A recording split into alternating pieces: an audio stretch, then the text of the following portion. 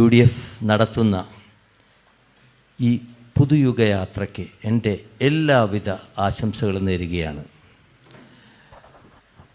എനിക്ക് ഒരു കാര്യം മാത്രമാണ് ഇവിടെ ബോധിപ്പിക്കാനുള്ളത്, ഒരു അപേക്ഷയായിട്ട് അവതരിപ്പിക്കാനുള്ളത്. അതിന് നമ്മുടെ തൃശ്ശൂർ എന്ന് പറഞ്ഞു കഴിഞ്ഞാൽ സാംസ്കാരിക തലത്തിൽ ഏറ്റവും ഉന്നതിയിൽ നിൽക്കുന്ന ഒരു ജില്ലയാണ്.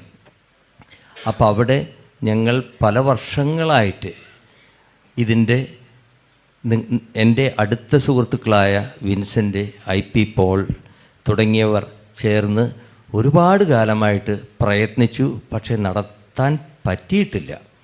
മറ്റൊന്നുമല്ല, നമ്മളുടെ രാജ്യത്തിൻ്റെ, നമ്മളെ നാടിൻ്റെ നന്മയ്ക്ക് വേണ്ടി നിലകൊള്ളുന്നതിൽ ഏറ്റവും മുഖ്യ പങ്ക് വഹിക്കുന്നത് നമ്മുടെ സംസ്കാരം, അതിലൂടെ നമ്മുടെ കലാരംഗം. അപ്പോൾ കലാരംഗത്തിന് വലിയൊരു ഹോൾഡ് ഉണ്ട്, ഇതിൽ കൈയുണ്ട്. തൃശ്ശൂരിൻ്റെ ഏറ്റവും ശ്രേഷ്ഠമായ ഒരു കലാകാരൻ ഇന്ന് നമ്മളോട് കൂടിയില്ല.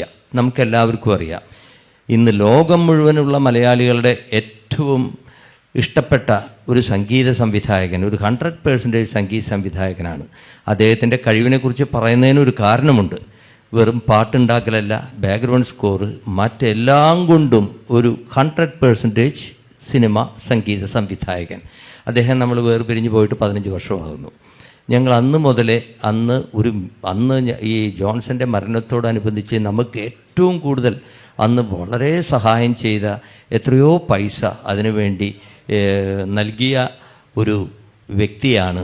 നമ്മളുടെ എല്ലാം കൂടെയില്ല, നമ്മുടെ പ്രിയപ്പെട്ട, ബഹുമാനപ്പെട്ട, സ്നേഹം നിറഞ്ഞ നമ്മളുടെ ഉമ്മൻചാണ്ടി സാറ്.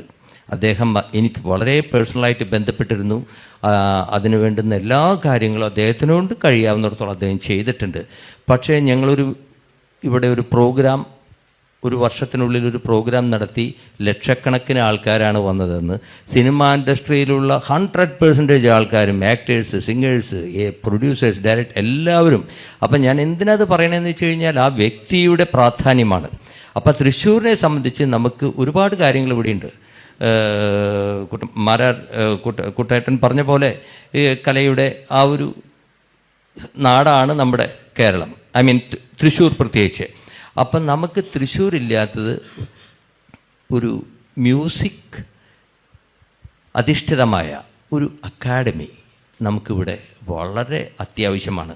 അതും ജോൺസൻ്റെ പേരിൽ. ഏതൊരു അക്കാഡമിക്കും ഒരു പേര് കൊടുക്കണമല്ലോ. ഇപ്പം നമ്മൾ ജോൺസൺ ട്രസ്റ്റ് കുറേ കാലമായിട്ട് നടക്കുന്നു. പക്ഷേ ജോൺസൺ എന്ന് പറഞ്ഞ സംഗീത സംവിധായകനാണ് ഇതുവരേക്കും മലയാളത്തിലുണ്ടായിട്ടുള്ളതിൽ ഏറ്റവും 100% എന്ന് ഞാൻ പറയും, എൻ്റെ അഭിപ്രായമാണ്. അപ്പോൾ ഇന്ന് തൃശ്ശൂരിനെ സംബന്ധിച്ച് ഇവിടുത്തെ ജനങ്ങൾക്ക് ഏറ്റവും ഇഷ്ടപ്പെട്ട ഒരു കാര്യമായിരിക്കും അങ്ങനെ ഒരു മ്യൂസിക് അക്കാഡമി ഇവിടെ സ്ഥാപിക്കാൻ സാധിച്ചാൽ.